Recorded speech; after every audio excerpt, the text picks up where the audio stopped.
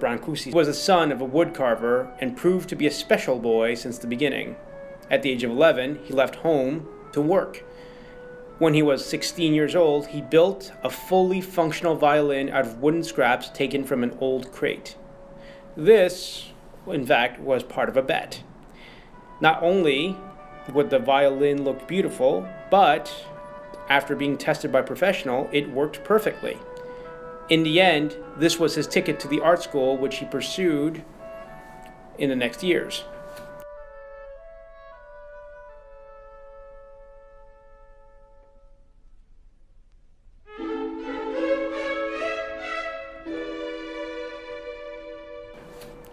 In his 20s, the young artist left Romania with the final destination of Paris in mind.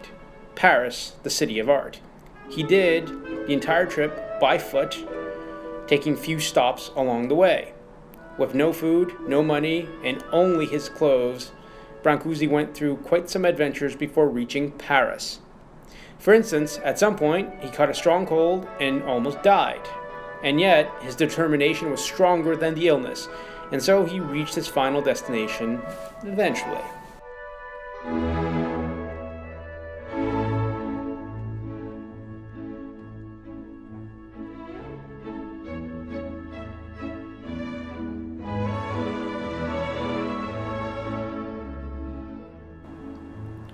He was quickly noticed by Auguste Rodin and taken in as an apprentice. And yet, after 3 months, Brancusi left him saying that nothing grows in the shade of large trees. With this in mind, he started to look for a space and he opened his own workshop in the Cité d'Artistes situated in Montparnasse, a muse of humble studios consisting of thin stone walls and wooden frameworks. There, he put the basis of something great in art, which is referred today as abstract sculpture.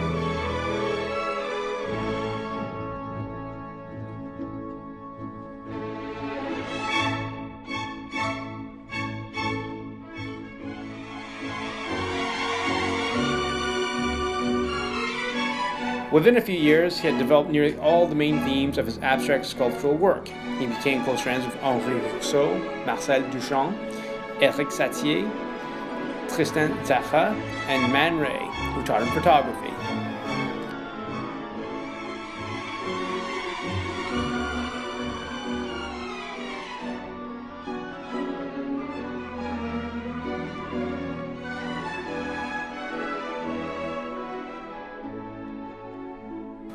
An unpleasant issue crossed his artistic path when Americans, shortly after an exhibition which took place in New York City, refused to ship Brancusi's sculptures back to Europe.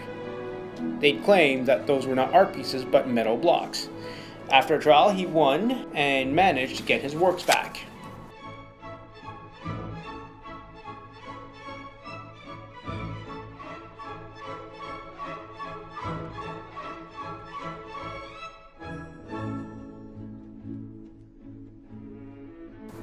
The artist used to describe his work as the essence of things. He reduced visual details to movement, and this is what made his sculptures intriguing and unique.